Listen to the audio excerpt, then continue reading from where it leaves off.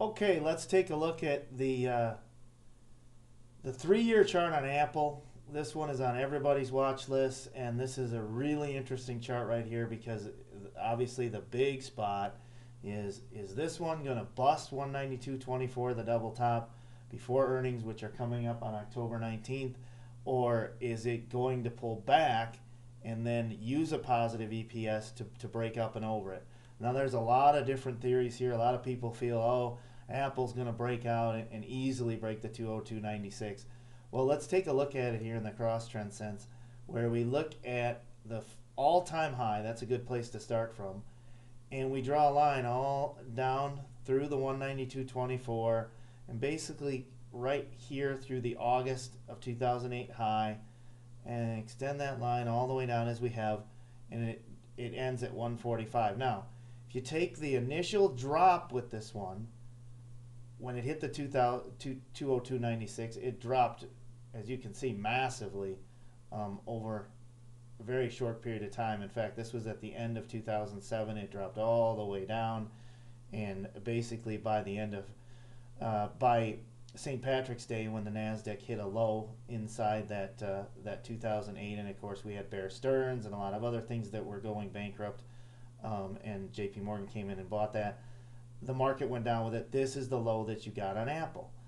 Well, if you take that low and extend that all the way up, and you intersect it basically with the June high on this one, and incidentally, we played this down from the June high down to the 134.72, and then we've pretty much been bullish on this one ever since. But again, you look at where it hit right here, and that line extends, and it ends almost right around where the 100-day moving average is. Now, here's what you want to look at with Apple. It's pretty simple here, really.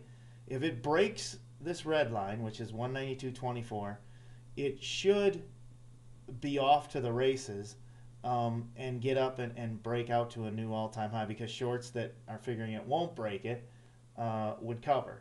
Now, the volume here is, and again, we always say you can't hide volume. You definitely can't hold it here, hide it here.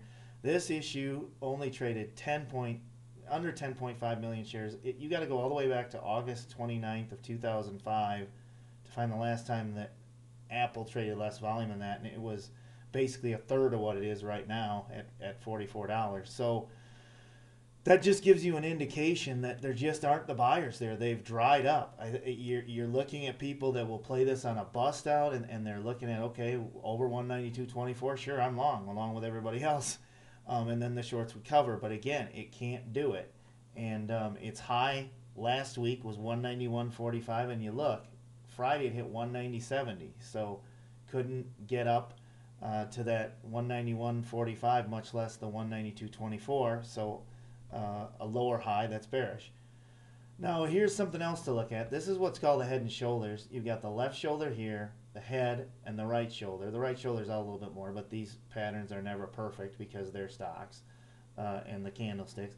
But what should happen here is, if Apple can't break the 192.24, you should get a range to pull back from 202.96 to 192.24. That's going to be right around here where this gap is. It's very small to see because we're looking at a 3-year chart, but that's probably where Apple would pull back to ahead of earnings. At least that's where we're looking for it to play on the October contract that we did last week. But you can totally see here that Apple, if it can bust the 192.24, it's off. It will most likely break to an all-time high. If it doesn't, then you're going to get that pullback. I hate to be the bearer of bad news here, but this thing has had a massive run. It's overbought. It pulled back some here, but it's almost overbought again. And let's look at some other indicators. This isn't the money flows. That's actually the Williams R, and it's way overbought, as you can see, and it continues to be. That can't continue because, as you can see, it got overbought, and then wham. This indicator can fall apart fast. So you kind of look at patterns here. You know, have we got this pattern, and then we may, or have we got this pattern, and then you can see you're betting against that indicator, though, that this is going to go higher. Now, the MACD is really interesting here. We write MACD has crossed down sell signal. There's no doubt about it. This is the Michael Phelps has already dived into the pool, and the black line has crossed the red line here. That's a sell signal. You look at the slow stochastics, they've rolled over. That's a sell signal. And of course, obviously volume is going to precede price, but look at this. This is getting really close to where it breaks that line that we can draw from there. And then the money flows, they still could go higher, but they've been sustained pretty high. And what you want to look at with money flows is the money flows were real high back in July. They really haven't been much higher, and actually they've been lower as this issue has gone higher. That is not how you want to see a stock go. You want to see those money flows go up as the issue goes higher, not down. And the other thing here that's really puzzling is simply this. The volume has gone down. And of course, the last line on Friday was, as I said, you have to go all the way back to August 29th of 2005 to find less volume. So where the downtrend line where the uptrend line and the downtrend line, where they cross, those are the crossing trends. We really think that 148.92 is the level that Apple's going to hold, and for longer term, over the next 90 days, we really would like to see Apple pull back. And as you can see, it had this nice pullback here.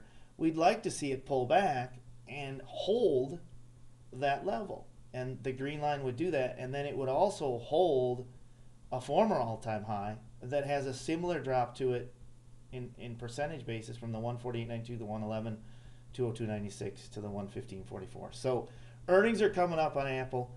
It's pretty simple.